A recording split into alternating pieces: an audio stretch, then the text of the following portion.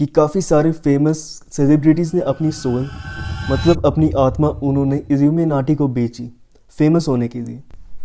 दिलजीत दोसांझ ने भी अपने कॉन्सर्ट में इल्यूमिनाटी का ये पिरामिड हैंड सिंबल बताया था, और जब उनसे एक पॉडकास्ट में इसके बारे में पूछा तो उन्होंने ये आंसर दिया। इल्यूमिनाटी एक ऐसा वर्ड है जिसे सुनकर दिमाग में कई सारी कॉन्स्पिरेसी थियरीज और कंट्रोवर्सीज आती हैं। इल्यूमिनाटी की इमेज एक ऐसी बन गई है जैसे कि वो कोई वर्ल्ड के हिडन रूलर्स हो या एक सीक्रेट पावर हो। लेकिन मैं आपको बता दूं कि इल्यूमिनाटी सच में एग्जिस्ट करती थी, लेकिन जिस तरह हम सोचते कि इल्यूमिनाटी काम करती है वैसा कुछ भी नहीं था असलियत में। तो आज की इस वीडियो में मैं आपको इल्यूमिनाटी की असली स्टोरी समझाऊंगा।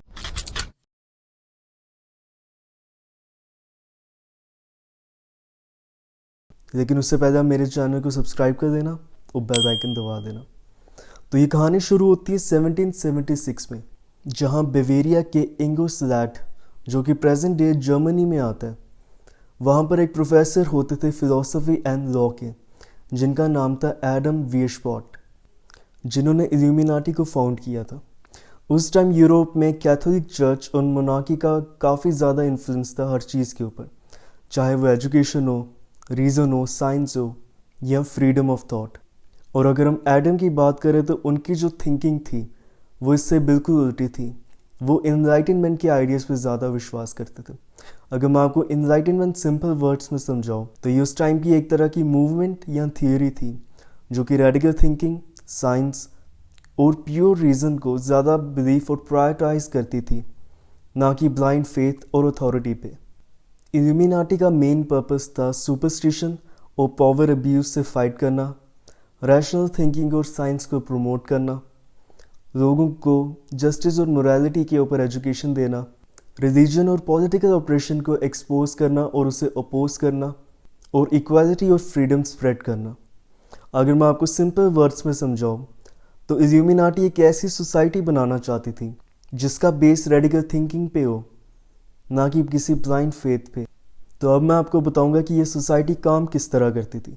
तो ये इल्यूमिनाटी एक सीक्रेट सोसाइटी की तरह फाउंड हुई थी, क्योंकि उस टाइम अगर कोई भी चर्च या मोनार्की के खिलाफ ओपन में अपोज करता तो उसकी ज़िंदगी खतरे में होती, इसलिए ये सारे काम सीक्रेटली किए गए।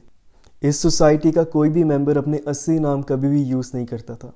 फॉर एग्ज़ाम्पल जो इल्यूमिनाटी के फाउंडर थे एडम, वो स्पैकेटस नाम से जाने जाते थे, ये उनका कोड नेम था। जब इस सोसाइटी के मेंबर्स एक दूसरे से कम्युनिकेट करते थे तो वो लेटर्स के थ्रू करते थे, और ये लेटर्स में वो नॉर्मल लैंग्वेज नहीं बल्कि कोड वर्ड्स, कोड नेम्स और नंबर्स यूज़ करते थे, ताकि अगर ये लेटर्स किसी के हाथ आ भी गए तो वो उसे समझ नहीं पाएगा। इल्यूमिनाटी के मेंबर्स को ओथ लेनी पड़ती थी अपनी लॉयल्टी प्रूव करने के लिए, प्राइवेट मीटिंग अटेंड करनी होती थी और एक स्ट्रिक्ट डिसिप्लिन फॉलो करना होता था।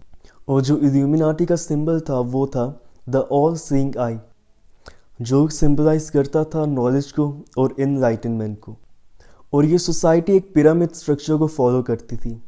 जो सबसे बॉटम में थे वो थे ऑर्डिनरी रिक्रूट्स, जिन्हें सिर्फ बेसिक प्रिंसिपल्स पता थे, ज़्यादा कुछ नहीं। मिडिल में आते थे एडवांस मेंबर्स, जिन्हें काफ़ी सारे सीक्रेट्स पता होते थे और वो भरोसे के लायक होते थे। जो लोग टॉप में थे वो बहुत ही छोटा इनर सर्कल था, जिसमें इल्यूमिनाटी के फाउंडर एडम भी थे, और सिर्फ यही लोग थे जिन्हें सब कुछ पता होता था और इनके पास सारा विजन था इल्यूमिनाटी के फ्यूचर का। लेट 70s तक इल्यूमिनाटी के काफ़ी सारे मेंबर्स हो गए थे, और इन मेंबर्स में सिर्फ स्टूडेंट्स ही नहीं बल्कि नोबल्समैन, पॉलिटिशियंस, प्रोफेसर्स और काफ़ी सारे इन्फ्लुएंशियल राइटर्स थे। और इन सब चीज़ों से हुआ ये कि जो यूरोप के इंटेलेक्चुअल सर्कल्स थे वहाँ पे इल्यूमिनाटी की पावर और इन्फ्लुएंस दोनों इंक्रीज़ हुआ। अर्ली 1780s तक इल्यूमिनाटी यूरोप में काफ़ी तेज़ी से स्प्रेड हो रही थी, और कैथोलिक चर्च और बेवेरियन मोनार्की खतरे में आ गई थी, क्योंकि वो इल्यूमिनाटी को एक थ्रेट की तरह देखने लग गई थी ट्रेडिशनल अथॉरिटी पे। और फिर 1785 में बेवेरिया के ड्यूक थियोडोर ने सारी सीक्रेट सोसाइटीज़ जिसमें कि इल्यूमिनाटी भी थी उन सब पर बैन लगा दिया। ये उन्होंने किया था कैथोलिक चर्च के इन्फ्लुएंस में। कैथोलिक चर्च ने ड्यूक को ये समझाया था कि अगर हम उसे नहीं रोकेंगे तो आगे जाके ये हमारे ख़त्म होने की वजह बनेगी। और इस ऑर्डर से इल्यूमिनाटी की सारी ओपन एक्टिविटीज़ बंद हो गई। कई सारे घरों में रेड्स हुई, लेटर्स सीज किए गए, कोड नेम्स, मेंबरशिप लिस्ट, कई सारे मेंबर्स को अरेस्ट किया गया, उनकी इंटेरोगेशन हुई। और इल्यूमिनाटी के जो फाउंडर थे एडम, उन्हें उनकी यूनिवर्सिटी की पोस्ट से हटाया गया और उन्हें छुपने पर मजबूर होना पड़ा। लेट 1780s तक इल्यूमिनाटी बिल्कुल ख़त्म हो गई थी। काफ़ी सारे मेंबर्स ने दूसरी सोसाइटीज़ जैसे कि फ्री मेसन्स, जो कि एक अलग टाइप की सोसाइटी थी, वो ज्वाइन कर दी और बाकी मेंबर्स ने सिंपली हार मान ली डर के कारण। और इस तरह जो असली इल्यूमिनाटी थी वो बिल्कुल ख़त्म हो गई। But here is the twist, even though the Illuminati ended in Bavaria, their legend did not.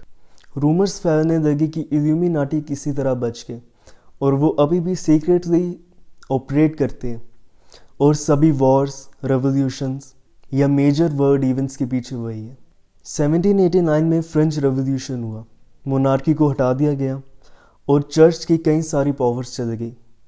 New radical ideas जैसे कि लिबर्टी, इक्वालिटी और फ्रेटर्निटी यूरोप में काफ़ी तेज़ी से फैले।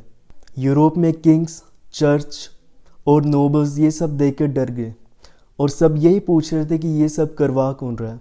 और इसी टाइम इल्यूमिनाटी, जो कि बैन होकर ख़त्म हो गई थी, उसे किसी ने बलि का बकरा बना दिया, क्योंकि इल्यूमिनाटी की रेप्यूटेशन रेडिकल थिंकिंग और सीक्रेसी पे बेस थी। और इस तरह कई सारी कॉन्स्पिरेसी थियरीज फैलने लगी कि फ्रेंच रेवोल्यूशन इल्यूमिनाटी ने कराया। राइटर्स और पॉलिटिशियंस ने सारा ब्लेम इल्यूमिनाटी पे डाला। उनके मुताबिक इल्यूमिनाटी इन सब चीज़ों का मास्टरमाइंड था।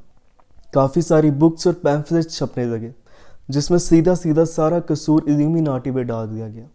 लेकिन इस बात का अभी भी कोई भी हिस्टोरिकल प्रूफ नहीं है कि फ्रेंच रेवोल्यूशन इल्यूमिनाटी ने किया था, बल्कि जो फ्रेंच रेवोल्यूशन हुआ था वो लोगों ने मोनार्की, इनइक्वालिटी, पॉवर्टी से तंग होकर किया था। लेकिन फिर भी काफ़ी सारे लोगों ने ब्लेम इल्यूमिनाटी पे डाला था, क्योंकि कॉमन लोगों को मिस्टीरियस स्टोरीज अच्छी लगती है और इल्यूमिनाटी है भी एक सीक्रेट सोसाइटी, तो सारा ब्लेम उस पर डालना बहुत ही आसान काम था और इससे काफ़ी सारी इंटरेस्टिंग थियरीज भी पैदा हुई। और इसी तरह से इल्यूमिनाटी तो ख़त्म हो गया, लेकिन उसका नाम जिंदा रह गया।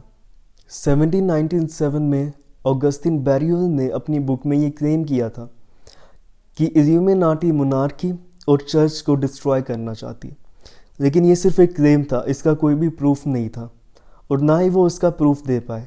जो भी इंसान चाहता था कि वो किसी तरह फेमस हो जाए जल्दी से, तो वो अपनी बुक या आर्टिकल में इल्यूमिनाटी का नाम डाल देता था। 20th सेंचुरी तक इल्यूमिनाटी का नाम एक सीक्रेट सोसाइटी से लेकर एक हिडन ग्लोबल पावर तक बदल गया था और राइटर्स और कॉन्स्पिरेसी थियरिस्ट इल्यूमिनाटी को हर मेजर वर्ल्ड इवेंट के साथ जोड़ने लगे, जैसे कि वर्ल्ड वॉर्स। उनको बैंकिंग फैमिलीज जैसे कि द रॉथस्चाइल्ड्स और रॉकफेलर से भी जोड़ा, जिससे इल्यूमिनाटी बैंकिंग और फाइनेंस से भी जुड़ गए। हॉलीवुड और पॉप म्यूज़िक में भी इल्यूमिनाटी का इन्फ्लुएंस बढ़ने लगा। काफ़ी सारी कॉन्स्पिरेसी थियरिस्ट ये क्लेम करते हैं कि काफ़ी सारे फेमस सेलिब्रिटीज़ ने अपनी सोल, मतलब अपनी आत्मा, उन्होंने इल्यूमिनाटी को बेची फेमस होने के लिए। फेमस सेलिब्रिटीज़ जैसे कि जे-ज़ी और बियॉन्से ने अपने कॉन्सर्ट्स में इल्यूमिनाटी का पिरामिड सिंबल बनाया अपने हाथों से, जिससे कि लोग इन कॉन्स्पिरेसी थियरीज में और भी ज़्यादा बिलीव करने लग गए। दिलजीत दोसांझ ने भी अपने कॉन्सर्ट में इल्यूमिनाटी का ये पिरामिड हैंड सिंबल बताया था और जब उनसे एक पॉडकास्ट में इसके बारे में पूछा तो उन्होंने ये आंसर दिया, Are you a part of Illuminati?